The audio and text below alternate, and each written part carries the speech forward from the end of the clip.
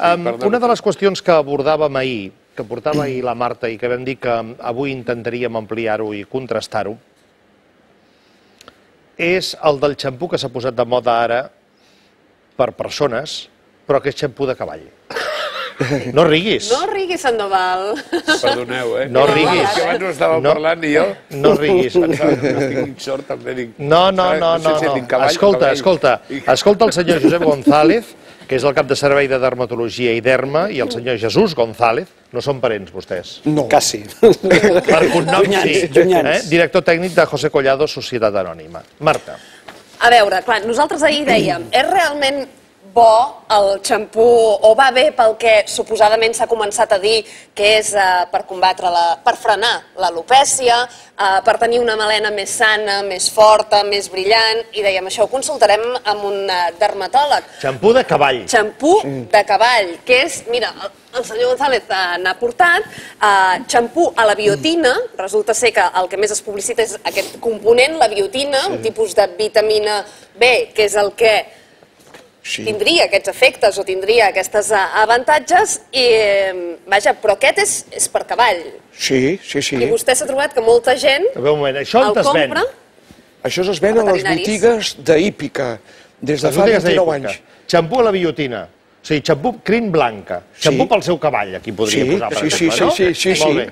I ara vostè es troba que les botigues d'equitació, les botigues veterinàries també per cavalls, hi van persones a comprar el xampú per ells, per elles. És així.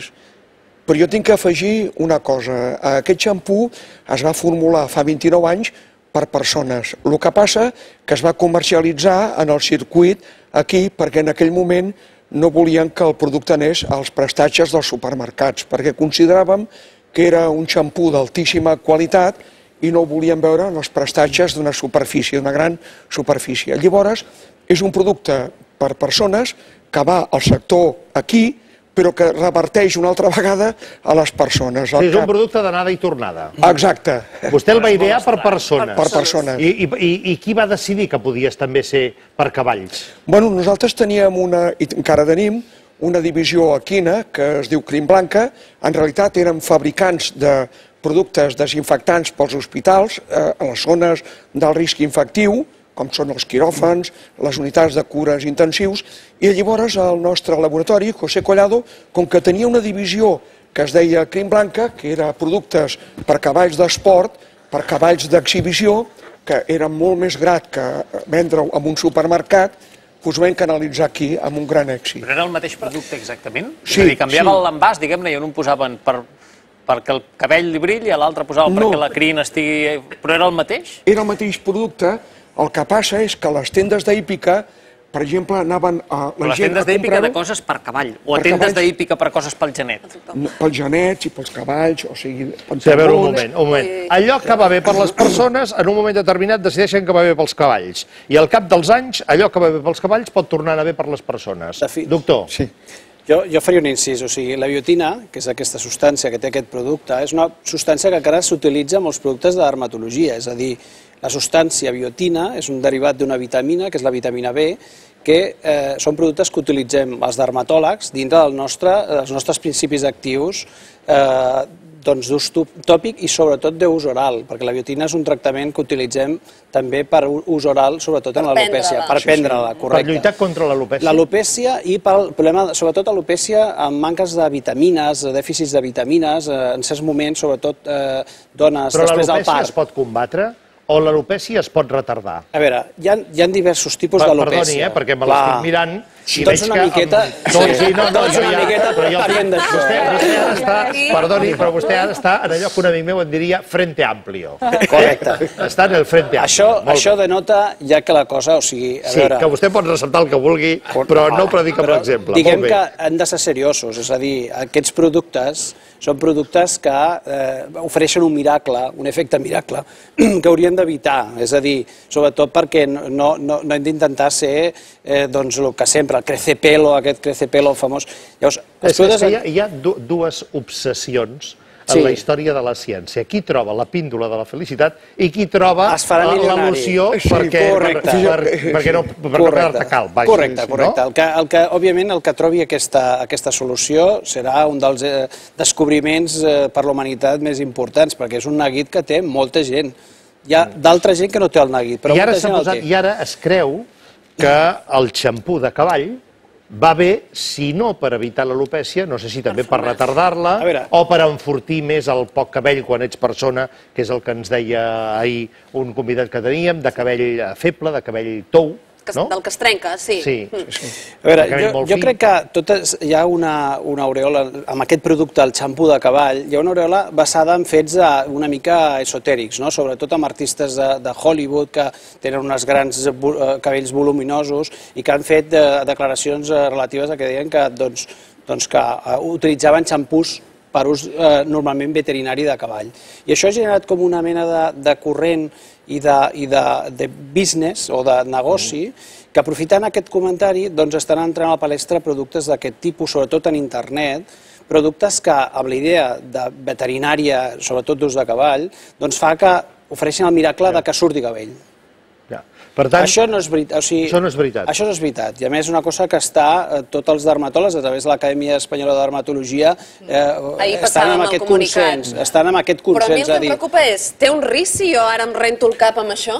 Una cosa és l'eficàcia, una altra cosa és la seguretat dels productes. Una cosa és l'eficàcia, és a dir, podem dir si és eficaç o no és eficaç. Vostè continuaria tenint la mateixa claror que probablement sí, vostè igual. Jo igual, no, però és que jo no penso fer-ho. Això també jo ho tinc molt assumit. Correcte. Però això és intel·ligent. No és una qüestió que em preocupi, sincerament. Però entenc que hi hagi persones molt preocupades per la pèrdua de cabell, sobretot si a més això... Cada dia la nostra visita és un motiu de consulta molt habitual. Molt bé, doncs una persona que li diguin i per què no et rentes el cabell amb xampú de cavall? Ho farà. Ho farà, però corre algun risc dermatològic? A veure, des d'un punt de vista, utilitzar productes que no estan homologats per l'ús humà òbviament tenen un risc, és a dir, estan homologats per ús animal, veterinari, i per tant tenen el risc que si utilitzen detergents, productes químics adequats per la pell d'un cavall, òbviament si s'utilitzen per les persones que no tenen la mateixa pell, li poden produir diversos tipus d'intoleràncies, al·lèrgies, eczemes. Això pot desencadenar. La veritat és que no hi ha un volum d'ús tan important com perquè els dermatòlegs en general ho veiem. Però si això generalitza, i sobretot s'utilitzen productes que no estiguin homologats per ús humà, sí que pot desencadenar problemes d'al·lèrgies, dermatitis i de diverses problemes. Està homologat per ús humà. El presentem exactament la mateixa fórmula per ús humà. Aquest envàs seria per cavall i aquest per persones? Sí, aquí està registrat per el que és higiene i d'entrada ja no li han posat ni el perfil del cavall, que és el que tu et vas trobar al supermercat ahir. Passa que potser vendria més. Sí, però ara potser vendria més. Sí, però no vol córrer riscos. Però som un laboratori seriós i no hem volgut aprofitar aquest tirón per induir, com ha dit el doctor, a la creença que tot el que és per cavalls també és bo per persones. Però el que hi ha dins és el mateix, En els dos pots hi ha exactament el mateix. Les fabricacions són idèntiques, la meitat s'envasen per ús aquí i l'altra meitat per ús humà.